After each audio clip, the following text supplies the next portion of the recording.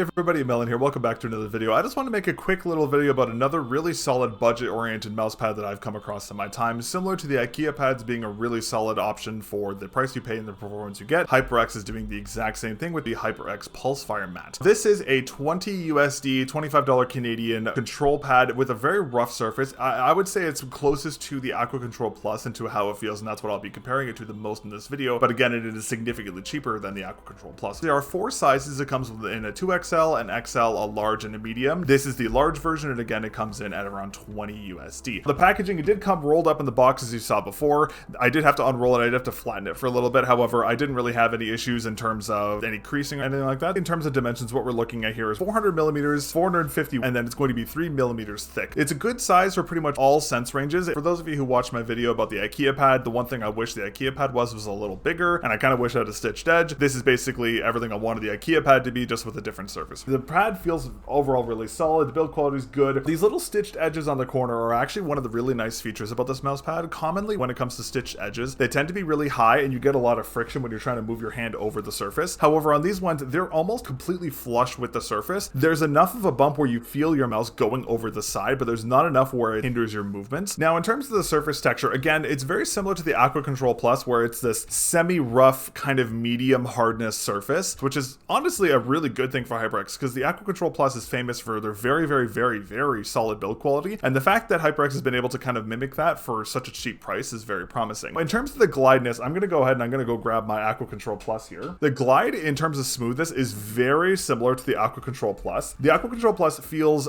I would say, rougher and a little smoother, whereas this one feels a little softer, but not as smooth, I would say. They're pretty comparable. I really can't notice a difference between the two that's like, oh, this is going to affect my performance and that kind of stuff. Overall, I would say almost a 1-for-1 in terms of how the surface feels. Movements are consistent. I really don't have any issues with stopping power and like that. It feels just consistent overall. This being more of a control-oriented pad, speed is obviously going to take a hit in favor of control. Now, again, similar to the Aqua Control Plus, with the roughness of the surface, does slow you down a little bit. I will say it doesn't slow you down so much where it's like a Zowie GSR where you feel like you're fighting the mouse pad for your movements. It's still relatively free, but there is definitely a bit of a drag on it. So again, it's a control pad. That's kind of what you expect. But overall, I have no problems with in-game performance. It still feels very solid. Now, in terms of controls, I've kind of alluded to before, the control is very solid. Again, it feels almost identical to an Aqua Control Plus. I would say that the Aqua Control Plus's surface is a tiny little bit rougher, so I would say the Aqua has just a little bit more stopping power than the HyperX Pulsefire pad, but regardless, I really can't see a difference between the two. In my personal opinion, they feel very similar. This being a control-oriented mouse pad, this is going to lean itself more towards control-oriented shooters, so CSGO, R6, Valorant is going to be where this mouse pad really shines. You can use this for more dynamic shooters like Overwatch, Quake, and Fortnite, but depending on your sensitivity, you may have issues with some movements. Again, it's not going to be like you're going from an IKEA lens player V1 to V2 in terms of performance, but I would say, again, tack shooters is going to be where this really kind of shines the most. This being a cloth pad, pet hair, a cat hair is going to be a problem. I have to pick cat hair out of this guy all the time. Again, you can kind of rectify this by just rubbing a microfiber cloth over it very lightly before you use it, but I haven't had any issues of this being like a dust magnet or being unnecessarily dirty or getting dirty too quickly from friction and that kind of stuff. Now, in terms of sweat resistance and that kind of stuff, it is going to be a little more of a sponge pad, if that makes sense, just due to the cloth nature. I haven't had any personal issues with humidity causing any slow spots or that kind of thing, but again, it's winter in Canada right now, so everything's bone dry, so your results may vary. If you have irritable skin, you may have an issue with this pad a little bit. I would recommend wearing an arm sleeve. However, if you have a softer arm sleeve like I do, you will have a little bit of drag on the mouse pad. I have more of an athletic style arm sleeve, so if you have a harder, more performance-oriented arm sleeve, it shouldn't be much of a problem. The stitching on the edge is also really kind of helpful in terms of the arm sleeve, because if you're doing vertical movements, it doesn't feel like you're fighting the stitched edge on the corner. It just kind of glides naturally. Most people will be completely fine using this mouse pad with or without an arm sleeve. I've been using it with. I've gotten used to the kind of drag on it, but it's not a hard enough drag where I feel like it's impacting my performance. It's more of just something you kind of get used to. It's like using a heavier mouse when coming from a lighter one. You get used to it over time. If you have a paracord mouse with very low rigidity on the cable and it's cloth covered, it will most likely stick on the mouse pad a little bit. Plastic ones don't stick nearly as much. Again, if you're using a wired mouse in 2023, you should be using a bungee with it. My only thing I would have to say about this one is I don't know how this pad will fare in terms of longevity. My Aqua Control Plus that you just saw there was going on about 3 years of use, and it is still almost as fast as when I got it out of the box. I've only had my Pulsefire Mat for about 5 months, and I haven't had any issues with slow spots developing or anything like that, but at the same time though, I don't know how much longer it's going to last. That said though, again, it is significantly cheaper. It's $20. If it starts to slow down, you just buy another one. Actually, that reminds me of one other thing I almost forgot to mention. mention. The Pulsefire Mat has